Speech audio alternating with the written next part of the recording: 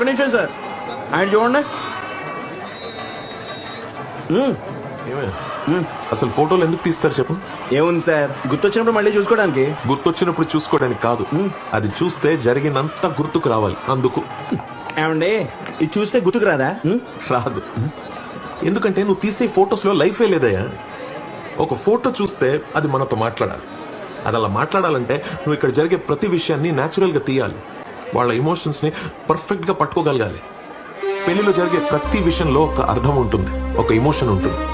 జీలకర్ర బెల్లం పెట్టుకుంటూ ఒకరినొకరు చూసుకోమంటారు. ఇకపై ఒకరి కోసం ఒకరనే భావన కలగాలని, జీవితాంతం అన్యోన్యంగా ఉండాలని. అలా ఒకరినొకరు చూసుకుంటున్నప్పుడు ఒకరిపై మరొకరికి ఉన్న ప్రేమ కనిపిస్తుంది. అది ఫోటో. తాళి కట్టడం అంటే జీవితాంతం తనకి తోడుగా ఉంటానని అందరి ముందు ప్రమాణం చేయటం. దానికి అంగీకరిస్తూ తలదించుకుని కూర్చున్న అమ్మాయి మొహంలో ఓ అందమైన చిరునవ్వు ఉంటుంది. అది ఫోటో తీ. పిల్లల తలరాత బాగుండాలని తలపై అక్షింతలు వేస్తూ మనస్ఫూర్తిగా ఆశీర్వదిస్తున్నప్పుడు ఆ తల్లిదండ్రుల కళ్ళలో గొప్ప ఆనందం కనిపిస్తుంది. అది ఫోటో తీ. అంతేకాని ప్రతిదానికి నీ వైపు చూడమంటే ఇంకేముంటుందయ్యా? సందర్భం ఏదైనా కానీ న్యాచురల్ గా కాకుండా మనుషుల్ని కెమెరా వైపు తిప్పి ఫోటోలు తీస్తే అందులో వాళ్ళ మొహాలు మాత్రమే వస్తాయి, వాళ్ళ ఎమోషన్స్ రావు. గుర్తుపెట్టుకో.